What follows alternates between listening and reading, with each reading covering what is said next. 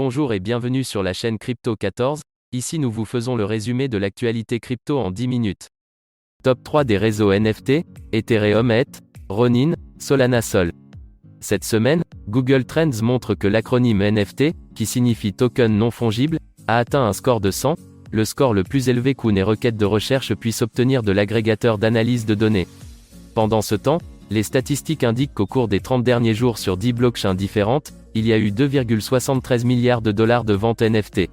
Le volume mensuel de tokens atteint près de 3 milliards de dollars de ventes, Axie Infinity, Clonex, MAYC Salrein. Bien que l'économie de la crypto-monnaie ait connu un ralentissement, il est trop tôt pour dire si cela affecte ou non les ventes des NFT. Cependant, les statistiques mensuelles montrent que sur 10 réseaux de blockchains différents, dont Ethereum, Ronin, Solana, Flow, Polygon, etc., il y a eu 2,73 milliards de dollars de ventes NFT. Ethereum est avertissement majeur du token émis par un trader vétéran. Le vétéran chartiste Peter Brandt est devenu célèbre dans les années 70, quand il a commencé à s'engager dans le commerce des produits de base. Le samedi 8 janvier, il a publié un tweet dans lequel il a déclaré que l'Ether avait déjà une tendance baissière. Peter Brandt sur Ethereum était Solana Sol. Ethereum dollar is in a bear trend because it is an overly complicated, expensive, awkward platform to the NFT, specialty token universe, metaverse. In fact, $ETH bear trend again $Sol is completely warranted. NFT nerds, please excuse me if I did not use the correct terminology. pic.twitter.com/gdrco8fwph. Peter Brandt @Peter L. Brandt January 8, 2022. L'une des personnes les plus influentes sur Twitter crypto décrit la deuxième plus grande blockchain comme trop compliquée, coûteuse et inconfortable. Suède, une commune cherche à diversifier son portefeuille d'investissement avec les cryptos. En Suède, les autorités de Staffanstorp souhaitent diversifier le portefeuille d'investissement de la commune en y ajoutant les crypto-actifs. Staffanstorp explore l'espace crypto. La commune suédoise de Staffanstorp a décidé d'effectuer une recherche sur les crypto-monnaies. Tous les politiciens ont accepté de le faire avant le 20 avril 2022. La commune a une économie robuste et un portefeuille d'investissement contenant plus de 500 millions de couronnes suédoises, environ 49 millions d'euros.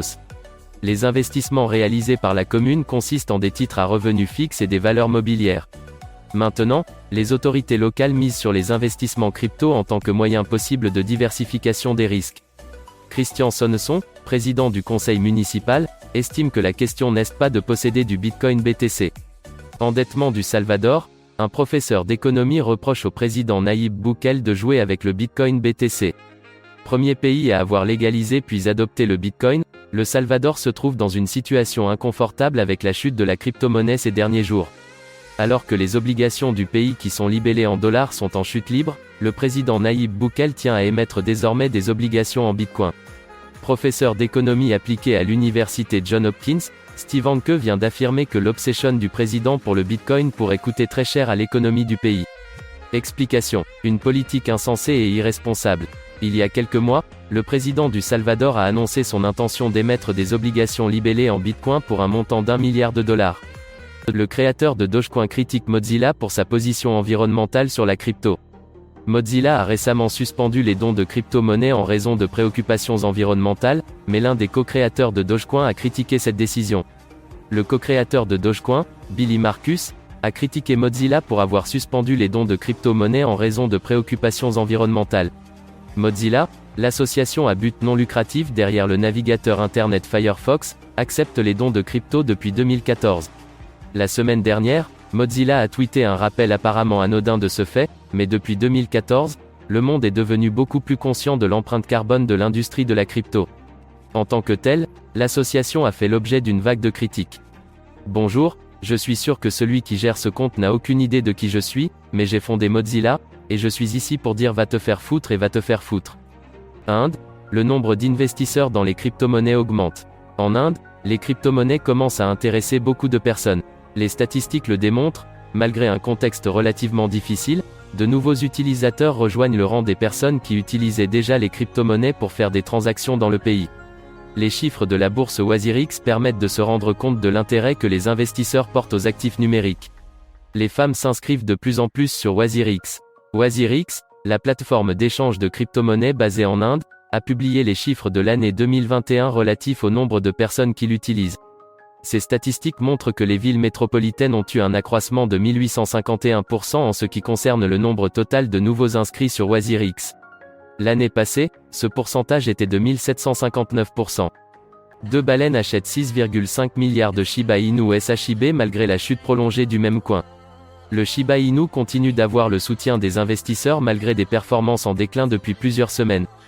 Deux baleines du marché ont d'ailleurs acheté plus de 6,5 milliards de tokens du même coin selon les données fournies par EtherScan le 8 janvier.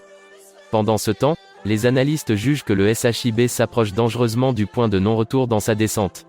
Explication. Les baleines accumulent du Shiba Inu. Les deux transactions massives signalées par EtherScan ont été effectuées à partir de portefeuilles qui sont hébergés sur les exchanges Binance et KuCoin.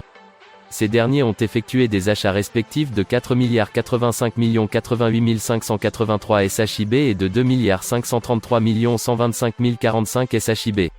Une fois les transactions effectuées, le portefeuille logé sur KuCoin détenait un total de 367 52 255 525,476 110 92 428 667 497 SHIB. Cela représentait environ 10 839 053 $ au moment des faits. NFT, Mintverse veut se renouveler pour faire face à la concurrence. Est-il possible d'ajouter de nouvelles fonctionnalités aux NFT pour les rendre encore plus utiles à la communauté? La plateforme Mintverse réfléchit à cette question. D'après des rapports, elle cherche à améliorer ses services, en se basant sur les avis que laisse la communauté. Par ailleurs, il semble que la plateforme pense à se renouveler complètement en raison de la forte concurrence dans le domaine. Les objectifs de Mintverse. Mintverse est une plateforme web sur laquelle les passionnés de NFT peuvent acquérir les nouveautés sur le marché. Depuis des années, elle s'efforce de devenir plus dynamique pour répondre aux attentes de tous ses utilisateurs. En fait, elle souhaite leur offrir une meilleure expérience de trading avec les jetons non fongibles NFT. À cet effet, elle envisage d'actualiser sa gamme de produits. Cette semaine sur Crypto Twitter, CryptoFunk vs Bored Apes, Bukele défend Bitcoin City. Le directeur créatif de CryptoFunk a accusé BAYC d'être raciste, la plupart des gens n'étaient pas convaincus. Bukele s'y est mis avec un professeur de Johns Hopkins. Les marchés de la cryptographie ont connu un début d'année extrêmement terne. Et pourtant, les ventes de NFT sont en plein essor et Crypto Twitter est plus juteux que jamais. La semaine a commencé de manière combative lorsque Ryder Rip, directeur créatif du projet NFT CryptoFunk, une parodie de CryptoPunk, a lancé une offensive contre le très populaire Bored Ape Yacht Club pour avoir prétendument été raciste. Il a tweeté un singe ennuyé avec un casque de style prussien à pointe et a écrit « Imaginez défendre cela avec passion ». Rip a continué d'attaquer BAYC toute la semaine sous plusieurs angles, notamment en accusant le logo du crâne de BAYC d'être inspiré d'un logo SS nazi, même jusqu'au nombre de dents. Le sarcophage Switch de Crypto Deadman lève 5,47 millions de dollars de VC via DAO. Sarcophagus a lancé son jeton Sarco il y a un an et son DAO à l'été 2021, et vient d'utiliser les deux pour rapporter de l'argent VC. Où voulez-vous que votre crypto soit envoyé après votre mort? Avez-vous pensé au fait que si vous êtes le seul à connaître vos clés, les pièces seront perdues une fois que vous serez parti? Le sarcophage est un interrupteur d'homme mort décentralisé permettant aux utilisateurs de définir des instructions à exécuter par un contrat intelligent si l'utilisateur est frappé d'incapacité. Et il vient de lever 5,47 millions de dollars d'une manière unique, en vendant des jetons DAO à des VC, une combinaison intelligente de la collecte de fonds traditionnels par VC et de l'approche DAO de pointe qui contourne généralement les VC. CBDC, un nouveau rapport révèle les risques que les banques centrales devront affronter. L'année 2022 s'annonce déjà décisive pour les CBDC avec la Chine qui se prépare à déployer sa monnaie numérique au-delà de son territoire. Plusieurs pays embarqués dans la course au CBDC devraient également passer à un stade beaucoup plus avancé de leur programme pilote. Cependant, un nouveau rapport fait état de certains risques potentiels que les fournisseurs de services bancaires et les banques centrales doivent prendre en compte le plus tôt possible. Les détails dans la suite. Les risques d'ordre financier et réglementaire. Intitulé Blueprint for CBDC in Post-Trade Settlement, le dernier rapport de l'International Securities Service Association ISA présente les principales menaces pour l'interopérabilité des CBDC. Celles-ci sont notamment classées en deux catégories, à savoir les risques financiers et ceux d'ordre réglementaire. Voilà, c'est tout pour ce résumé des actualités. Si tu as aimé, like, commente et abonne-toi pour recevoir nos prochains épisodes et à bientôt pour une prochaine vidéo.